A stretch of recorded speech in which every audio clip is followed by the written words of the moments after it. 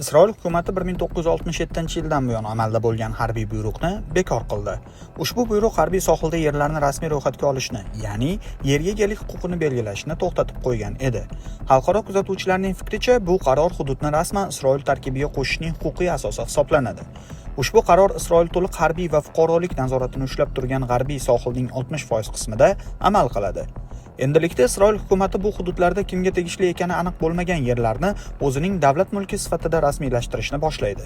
Yerlar davlat mulki deb e'lon qilingach, u yerda yahudiy aholi punktlari, yo'llar va harbiy infratuzilmalarni qurish huquqiy jihatdan osonlashadi.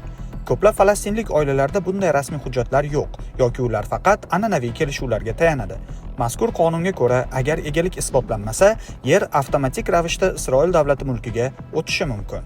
Isroil hukumati bu jarayonlarni amalga oshirish uchun qariyb $80 million ajratgan. Reja 2026-yildan 2030-yilgacha bo'lgan davrni qamrab oladi.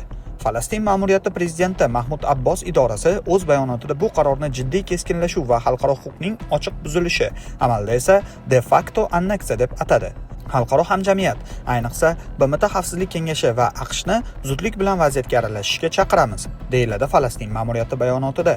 Iordaniya tashqi ishlar vazirligi ham holat bo'yicha bayonot berib, xalqaro hamjamiyatni Isroilning huquqiy va axloqiy majburiyatlarini bajarishga va bosib oluvchi kuch sifatidagi harakatlarini to'xtatishga majbur qilishga chaqirdi. Shu bilan birga Qatar, Turkiya va Yevropa ittifoqining boshqa davlatlari ham Isroilning bu qadamlarini qoralab chiqdi. BMTning eng yuqori sudi 2024-yilda majburiy bo'lmagan xulosasida Falastin hududlarini bosib olish va u yerda aholi punktlari barpo etilishini noqonuniy ekanini aytgandi. Ammo Isroil bu hujjat mazmuniga qo'shilmagan. Sobiq UFC chempioni Habib Nurmagomedov Rossiyadagi barcha bizneslarini tark etib, Birlashgan Arab Amirliklariga investitsiya kiritdi. Ma'lumotlarga ko'ra, sportchi Rossiyadagi biznes faoliyatini to'xtatgan. U hozirda xorijda yiliga taxminan $50 million ishlab topmoqda. Qayd qilinishicha, Nurmagomedov Rossiyadagi yakka tartibdagi tadbirkorlik faoliyatini tugatib, mavjud qarzlarni to'lagan va soliq hisobotlari bilan bog'liq muammolardan so'ng mahalliy aktivlarni sotishni boshlagan.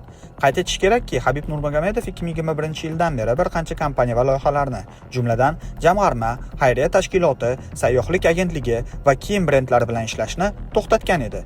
Nurmagomedov Birlashgan Arab Amirliklaridagi Habib Gym sport zallari tarmog'ini rivojlantirmoqda. Shuningdek, Gorilla FC promotionini sotib olib, uni Eagle FC deb qayta nomlagan, deyiladi xabarda. Afg'onistondagi Tolibon muvaqqat hukumati rasmiy vakili Zabihulloh Mujohid agar AQSh Eronga hujum boshlasa, Afg'oniston aholisi Eron xalqiga yordam berishga tayyorligini ma'lum qildi. Mujohid bu haqda Eron radiosining Pushtun xizmatiga bergan intervyusida aytib o'tgan. Shuningdek, Mujohid Eronning Isroil bilan yaqinda bo'lgan nizodagi g'alabasini olqishlab, Tehron 12 kunlik urushda g'alaba qozonganini va yana ustunlikka erishishi mumkinligini qo'shimcha qildi. Bundan tashqari, u Eron o'zini himoya qilish huquqiga ega ekanini ham alohida qayd etdi. Isroilning G'azo sektoridagi urushda 50 mingdan ortiq xorijiy fuqaro qatnashgan. Shulardan 264 nafari ikki fuqarolikka ega O'zbekiston fuqarolari hisoblanadi. Bu haqda Al Jazeera o'z manbalariga tayanib xabar bermoqda. Ma'lumotlarga ko'ra, o'zbekistonlik harbiylar son jihatdan 126 davlat orasida 27-o'rinda qayd etilgan. Mazkur shaxslar Isroil fuqaroligiga ham ega bo'lib, ular orasida ko'p fuqarolikka ega bo'lganlar ham bor. Shuningdek, Markaziy Osiyo davlatlari orasida Qozog'istondan 192 nafar, Qirg'izistondan 55 nafar, Turkmanistondan 33 nafar va Tojikistondan 8 nafar fuqaro Isroil armiyasida xizmat qilayotgani qayd etilgan. Isroil armiyasi taxminan 169 ming nafar faol harbiy va 465 ming nafar zaxiradagi askardan iborat. Ularning qariyb 8% 2 yoki undan ortiq fuqarolikka ega. Ma'lumot uchun, O'zbekiston qonunchiligiga ko'ra, fuqarolarning xorijiy davlatlar harbiy xizmatiga yollanishi taqiqlangan. Jinoyat kodeksining 154-moddasiga asosan, harbiy harakatlarda qatnashish uchun yollanish 10 yilgacha ozodlikdan mahrum etishga sabab bo'ladi. Japarov Tashiyevning iste'fosidan so'ng u bilan shaxsan uchrashganini ma'lum qildi. Uning ta'kidlashicha, Tashiyev hozir dam olishi va sog'lig'iga e'tibor qaratishi kerak. Men bahsli masalalarni tinch va ziddiyatlarsiz hal qilishni afzal ko'raman. Do'stlar do'stligicha qoladi, lekin u davlat xizmatida boshqa ishlamaydi. Dam olsin, sog'lig'iga qarasin, atrofini tozalasin, oqsoqollar va ko'ksoqollardan xalos bo'lsin. Tergov xizmatlari hammasini aniqlab, tozalab beradi. Albatta, u hozir menga rahmat demaydi, xafa bo'ladi. Ammo yillar o'tib, do'stim o'shanda to'g'ri qilgan ekansan deb minnatdorlik bildirishga aminman, dedi Japarov. Davlat rahbari kadrlar bo'yicha qarorlarni mustaqil ravishda qabul qilganini, bunda hech qanday kelishuv yoki tashqi bosim bo'lmaganini aytgan. huquqni muhofaza qilish tizimidagi ishlar esa odatdagidek davom etadi. Japarov mamlakatda to'ntarish yoki muddatidan oldin saylovlar o'tkazilishi ehtimolini ham rad etdi. Uning so'zlariga ko'ra, hozir beqarorlik uchun hech qanday asos yo'q. Prezident mamlakatni kuch bilan emas, aql bilan boshqarish kerakligini ta'kidlagan. Avvalroq Qirg'izistondagi tashrifga aloqador hisoblangan 3 nafar vazir ishdan olib tashlangani aytilgandi. Bundan tashqari, tashrifning o'rinbosarlari Daniel Risaliyev, Qurbonbek Avazov, Elizar Smanov hamda Xavfsizlik kengashi kotibi Rustam Mamasodiqov ham lavozimidan ozod etilgan. Shuningdek, Qirg'iziston parlamenti spikeri hamda bosh prokurorning birinchi o'rinbosari ham iste'foga chiqqandi.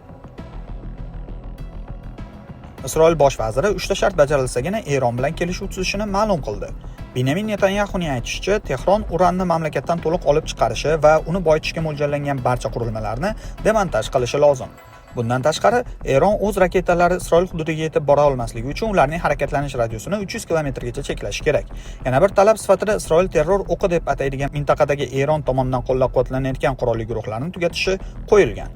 Avvalroq Tramp Eron bilan muzokaralarni davom ettirish tarafdori ekanini ma'lum qilgandi. Shu bilan birga G'arb davlatlari ommaviy axborot vositalari Eronga qarshi harbiy operatsiyalar tayyorlanayotgani haqida yozmoqda.